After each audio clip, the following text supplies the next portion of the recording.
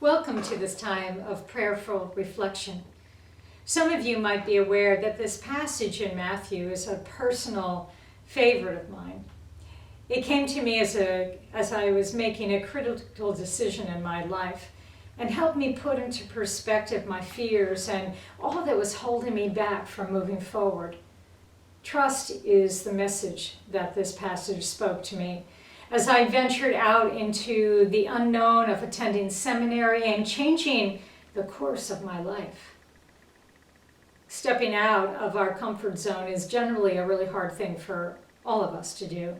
We want that security and knowing that the familiar is still there to prop us up, hold us up, lift us up if need be. Like our children when they attempt to take their very first steps. They find it hard to let go of someone's hand or whatever they're leaning on for support. But then the moment comes when they do take those first steps and they begin to walk. A little shaky and a bit uncertain, but they take those first steps. Of course, that includes a lot of falling and getting up again and again and again. Then it starts to become natural. And we also know that as soon as they begin walking, it's not far along before they begin to run and explore the world. Well, in the Matthew passage, Jesus presents Peter with a challenge to step out of the boat. Now I can imagine an eagerness coupled with uncertainty running through Peter's mind. He wanted to, but he wasn't sure that he could. He wanted to, and then he did, but he still wasn't sure that he could. The wind and the waves took his attention away and changed his focus. He stepped out of his comfort zone, but he took his eyes off his goal and allowed doubt and fear to get in the way. He allowed his vision to shift from trusting Jesus and Jesus' presence, who had invited him to take those steps to begin with.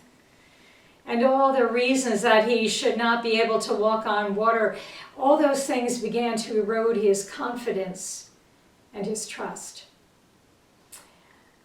I imagine that is not all that much different on how we might be in our lives. We take a risk. We step out, and then we get anxious about being out there. At the first sign of a bump in the road, we're eager to turn around and go back to our safety zone. Doubts and a lack of confidence causes us to waver. We're ready to turn back before we sink and need to call out for help. But here's the wonderful part of the story. When Peter loses focus, when he starts to give in to his doubts and begins to sink into the water, Jesus reaches out and grasps Peter's hand in his own and lifts him up. And he says, "Oh, you of little faith." And he says it, I believe, in a sense of compassion. "Why do you doubt?" he says to Peter. "Why do you not realize the abilities that you possess, the potential that you have, the gift of faith that brings confidence and assurance in the midst of uncertainty? Why do you doubt?" Peter was at home in a boat. You might recall that when Jesus came along the shoreline and saw Peter out there fishing, he called out to him to put down his nets and to come and follow. That was the first stepping out that Peter did when he agreed to put aside his livelihood, all that he knew, to follow and step out into the unknown. That was the first step, but many more would come. And in this passage, Jesus is asking Peter again to leave his comfort zone, to take the next step in his faith toward him, toward walking and living in the presence of God's abiding love, finding confidence in that place. How doubts and fears can stand in our way. They so often do. Even when we know that we can do something, there might be another voice within our head, or even other voices in our head, that challenges that truth and lifts up our uncertainties and our worries. I think what separates those athletes who break world records, who are able to push themselves forward, is the ability to stay focused on their goal, to shut out the voices in their heads that tell them they will fail, that they can't do it.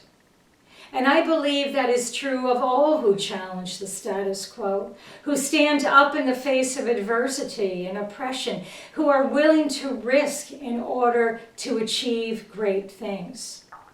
When Thomas Edison was once asked how he felt having failed so many times in inventing the electric light bulb, and his response was quick and light, and he said, "I haven't failed. I have just learned 10,000 ways that won't work." Such tenacity, such determination and perseverance leads to remarkable things. Well, while we are not all inventors and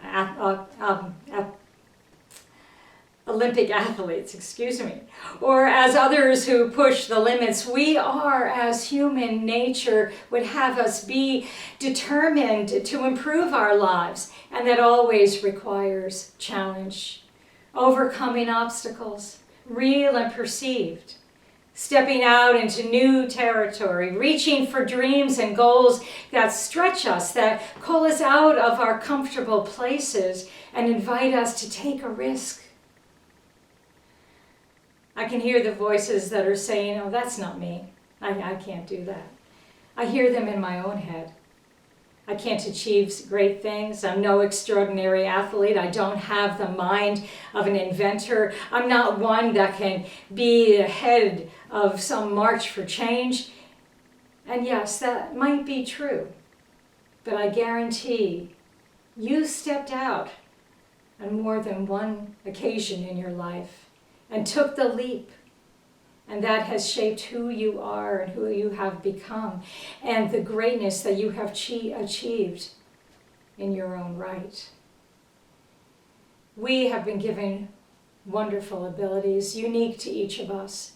The challenge of our faith is to uncover what they are and put them to use for extraordinary purpose. Not that we have to change the world ourselves, but that we are called to challenge ourselves to be the very best that we can be. That in itself will impact the world in wonderful ways. And here is the clincher.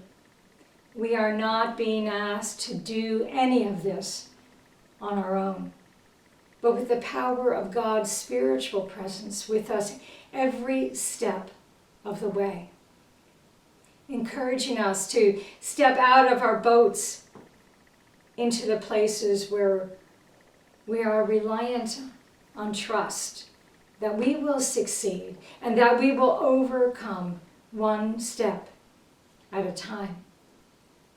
There are new opportunities that present themselves to us all the time.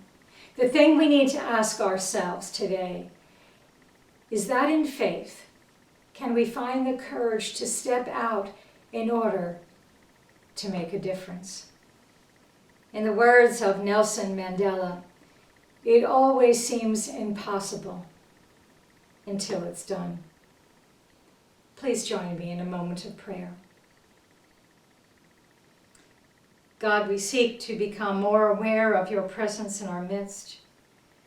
We yearn to know the assurance of your love and the promise that you have made to partner with us in our journeys. Guide our steps as we draw closer to you, in living our purpose in your plan for harmony and peace. Along that journey, we lift to you our families and friends, those we may not know by face or name, who are in need in these times. May they know the embrace of love and compassion that brings assurance and hope. In name, we lift up Clara and Sally as they continue to heal. And we lift up in joy Ralph as he recently celebrated his birthday, and many others whose names we are not aware of today, who are in need and in joy, in gratitude and in care. And for ourselves, that we might be willing participants in the building of harmony and peace. Amen.